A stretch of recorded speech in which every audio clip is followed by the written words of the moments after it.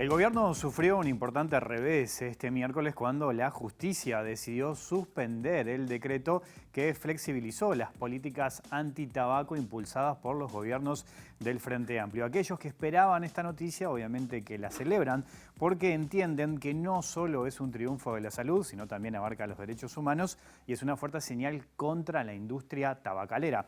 Hace algunos minutos nos enteramos que el gobierno además decidió no apelar este fallo. De todo esto estaremos hablando esta noche. Bienvenidas, bienvenidos. Así comienza Lado B. Uruguay se ha tomado con mucha seriedad esta batalla. Hemos hecho énfasis en la prevención y promoción de la salud, incrementando el precio de los productos de tabaco e implementando advertencias sanitarias en las cajillas de cigarrillos que ocupan el 80% de ambas caras principales.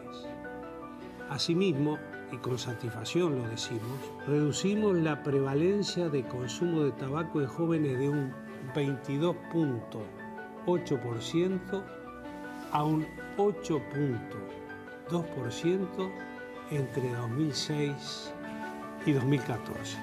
Uruguay es el primer país de las Américas y séptimo del mundo en instrumentar el convenio marco de la Organización Mundial de la Salud para el control de tabaco.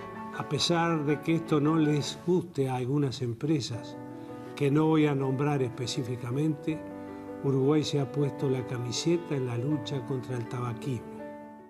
Y otra cosa que les quiero decir, me preguntaban en alguna gente en off, y algunas ridiculeces que también escuché, ¿esto es para favorecer la empresa Montepaz? No, si me lo pidió una fábrica de chicle. Obvio, quien se dedica a producir cigarro en Uruguay, ¿quién es? Montepaz.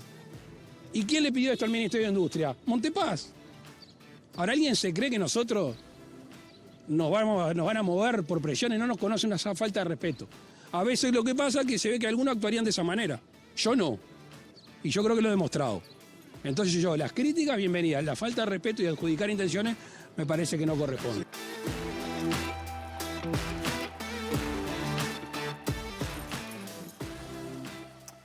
Y de este tema tan importante estaremos hablando esta noche aquí en Lado B en vivo en la pantalla de TV Ciudad, un tema que además arrojó algunas novedades hace algunos minutos que vamos a estar compartiendo. Algo mencionaban ya en la introducción y estaremos conversando con la doctora Laura Roballo, que es cardióloga y además es la presidenta del Centro de Investigación de la Epidemia del Tabaquismo y una de las testigos en este caso importante que, como decía recién el miércoles, tuvo la justicia suspendiendo este decreto que buscaba flexibilizar las políticas antitabaco. Doctora, gracias por acompañarnos. Bienvenida a la OB. ¿Cómo está? Muy contenta de acompañarlos, todavía más por esto que tú anunciabas, de que ha habido novedades con respecto al recurso de amparo. Acabamos de enterarnos que efectivamente no va a haber una apelación. Claro, el gobierno decidió no apelar este fallo de la justicia. Sí, tenía la oportunidad de hacerlo. Habían anunciado que estaban estudiando la posibilidad de si lo hacían o no. Y bueno, al no apelar queda firme la sentencia y nos quedamos con la tranquilidad de que efectivamente entonces queda en suspenso la aplicación de todas estas cambios que se ven introducidos al decreto y que bueno, que nos deja con esta tranquilidad de que por lo menos en lo que tiene que ver con el empaquetado neutro seguimos siendo un país de referencia nuevamente a nivel internacional y con los resguardos de que eso implica para nuestra población. Claro, bueno, justamente, ¿no? Ustedes celebran esta decisión del gobierno de no apelar este fallo de la justicia, pero justamente, ¿no? Vayamos a eso. ¿Cómo tomaron esto que ocurrió el miércoles, la justicia dejando en suspenso este decreto? Bueno, lo tomamos con mucha alegría, pero además también con la tranquilidad de que se hizo lo que había que hacer.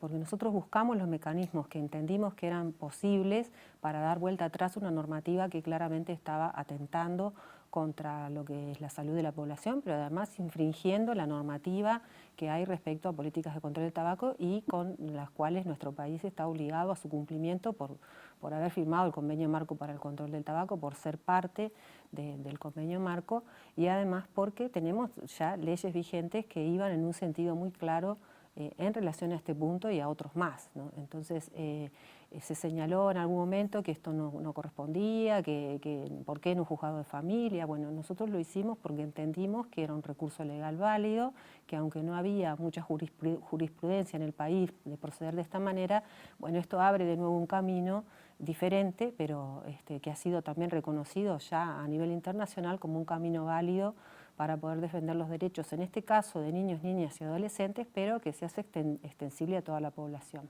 Hubo 3 testimonios importantes en este caso, uno fue el suyo, testimonios que la jueza tomó en cuenta a la hora de tomar esta determinación, y en su argumento la jueza maneja distintos elementos. Uno, por ejemplo, que tiene que ver con los adolescentes, con los menores. Se señala, y hay datos que marcan que hay un porcentaje importante de la población adolescente que fuma, que empieza a fumar a edades tempranas. Y también maneja de que Uruguay con esta decisión no acompañaba y no cumplía con determinados convenios nacionales e internacionales. ¿Cómo tomó esos argumentos que manejó la jueza? Bueno, el recurso estuvo muy bien fundamentado, o sea, ya desde la Sociedad Uruguaya de Tabacología, que el escrito que presenta es muy sólido, muy contundente, porque son varias páginas donde se enumera toda la legislación que tiene que ver con el Código de la Niñez y la Adolescencia, pero también con el marco más amplio aún de lo que tiene que ver los derechos humanos, el derecho a la salud, entonces nuestra propia Constitución. Entonces son muchos los elementos que respaldaban el accionar que se había tenido al reglamentar la ley de empaquetado neutro, ¿no? Entonces, para nosotros fue muy importante que la jueza entendiera y se preocupara por conocer el fondo del asunto y no solamente la forma, que fue una de las cuestiones que se habían presentado como problemáticas del punto de vista del gobierno, ¿no? Las cuestiones de forma, pero no las cuestiones de fondo. Entonces, para nosotros era muy importante, una vez salvadas las cuestiones de forma, que se pudiera entender cuál era el concepto detrás de esto que estamos defendiendo. Porque hubo también mucha confusión a nivel de la población, incluso algunos políticos que han salido a cuestionar, ¿no? ¿Qué tendrá que ver esto que estaba cambiando el decreto, que era un tema comercial? Bueno, y de nuevo esta falsa oposición de ir por el lado de defensa del comercio, cuando lo que tenemos que tutelar es la defensa de la salud. Ahora, en esa instancia el gobierno no presentó ningún testimonio. ¿Les sorprendió esa postura? Sí, a nosotros nos sorprendió porque realmente no sabíamos cuál iba a ser los testimonios que podía presentar el gobierno y nos llamó mucho la atención ya en la audiencia cuando solamente se presenta el abogado de la parte, no vimos ningún testigo y bueno, y también las preguntas que hizo el propio abogado no tenían ninguna contundencia, no contestaron nada de lo que nosotros habíamos fundamentado en relación a por qué se tenía que dar curso a este recurso de amparo y bueno, entendemos que todo eso, la falta de testimonio, la falta de presentación de evidencia, una sólida argumentación por parte de la Sociedad Uruguaya de Tabacología, que fue vocera en realidad de un grupo, ¿no? Es una institución que presenta este recurso, pero las demás instituciones que hemos estado trabajando, como el CIET o como las comisiones honorarias, todas las instituciones que forman parte de la Comisión Asesora Interinstitucional, estábamos completamente alineadas con este curso de acciones de buscar la derogación del decreto. Ahora, bueno, recién decíamos, ¿no? El gobierno decide no apelar este fallo, nos enteramos de esto hoy, pero viendo esa instancia en la que no lleva testimonios, ¿usted considera de que el gobierno iba ya imaginando que esto iba a pasar? O sea, que el fallo iba a ir en contra de sus intereses. Bueno, eso es interpretativo, no quisiera yo arriesgar así una conclusión, pero está claro que no fueron con argumentos sólidos, porque entendemos nosotros que no los hay. O sea, realmente cuando se presentaron testigos, digo, no nos sorprendió tanto en ese sentido porque no hay de verdad elementos sólidos basados en evidencia científica que pudieran sostener los enunciados del decreto. Por ejemplo, y sin ir más lejos, se habló y se ha dicho públicamente incluso a nivel de los medios que este decreto se modificaba para evitar el combate, al contrabando, en realidad, ¿no? para combatir el ¿Cómo contrabando. toman ese argumento? Porque cuando obviamente el gobierno propone esta modificación a la política antitabaco, ese es como uno de los principales argumentos, ¿no? Claro, El combate al contrabando. Sí, eso fue una de las primeras cosas que se contesta, incluso antes de fundamentar este recurso, también se elaboró un documento que se presentó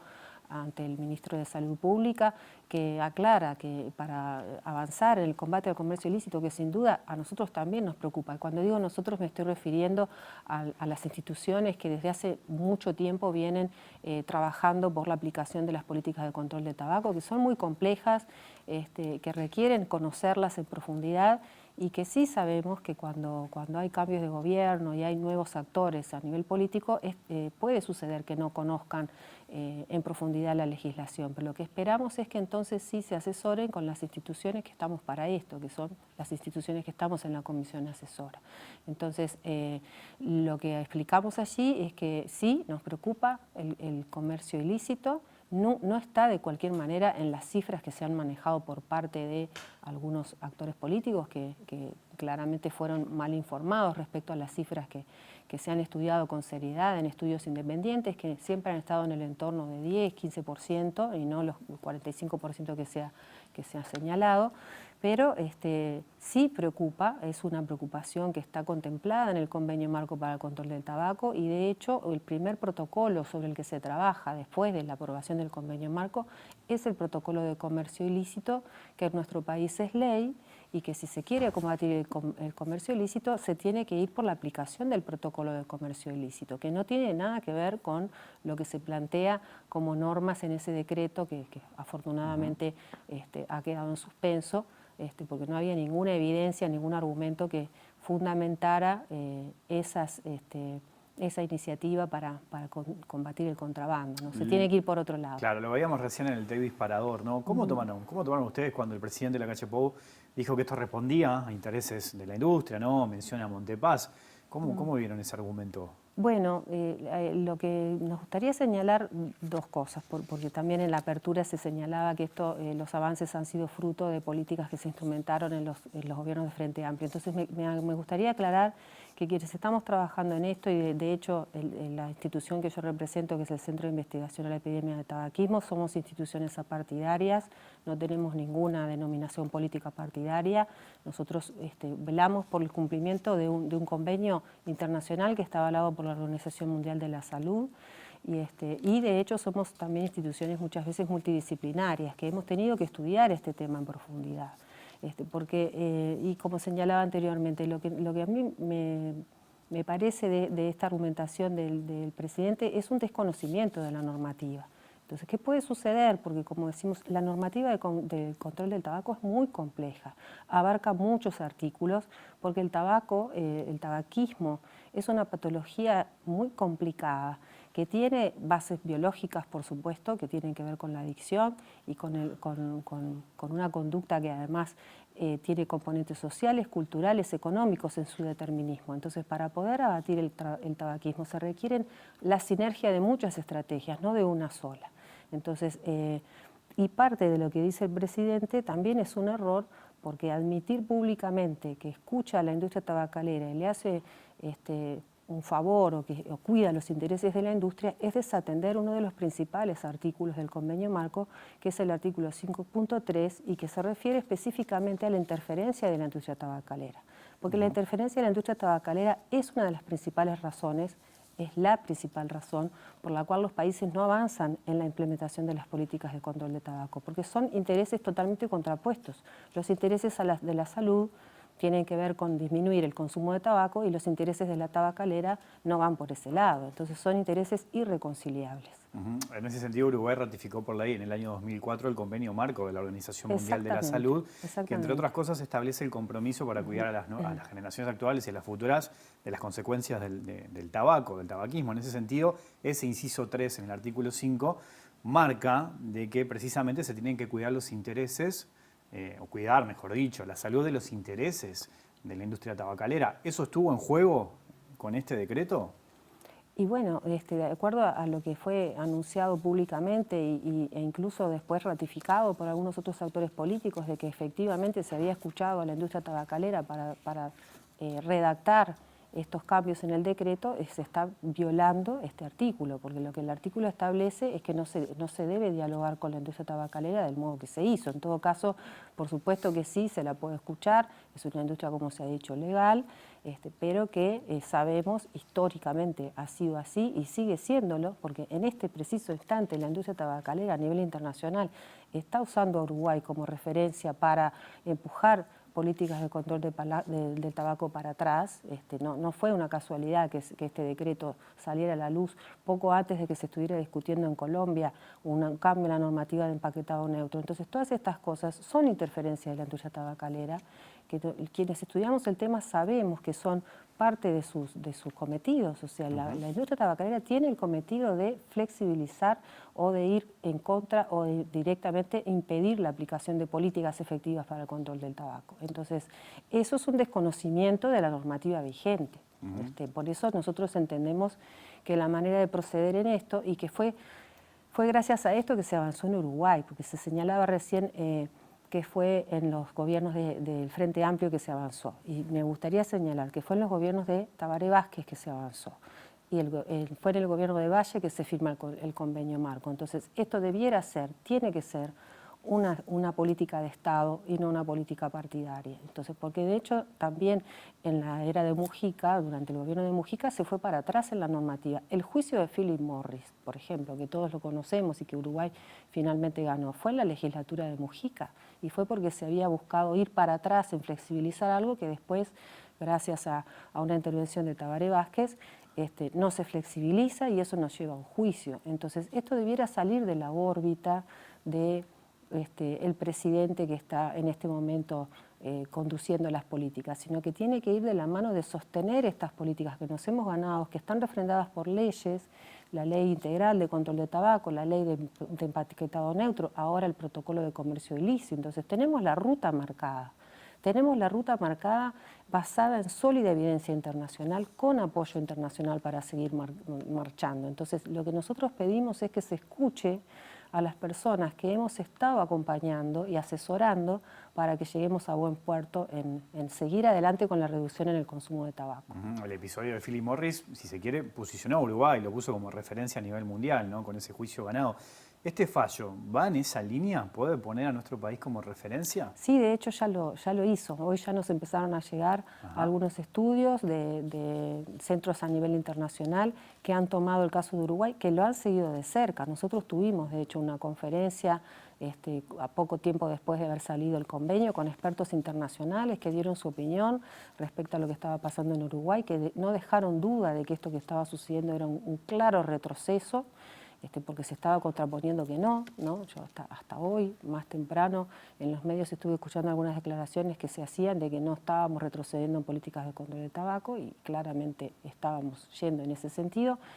Estamos yendo todavía en ese sentido porque todavía tenemos normativa regresiva. Estuvo el decreto del año 2021 que habilitó la comercialización de los productos de tabaco calentado, que en nuestro país no estaban contemplados. O sea, se hace una excepción para que se puedan comercializar. Eso también fue tenido en cuenta a nivel internacional. Entonces, a nosotros nos siguen de cerca porque Uruguay fue un caso emblema en control de tabaco. Entonces, cada movimiento que hace Uruguay es mirado a nivel internacional. Hacemos una pequeña pausa y seguimos conversando. ¿Cómo no? En un minutito sigue Lado B aquí en la pantalla de TV Ciudad.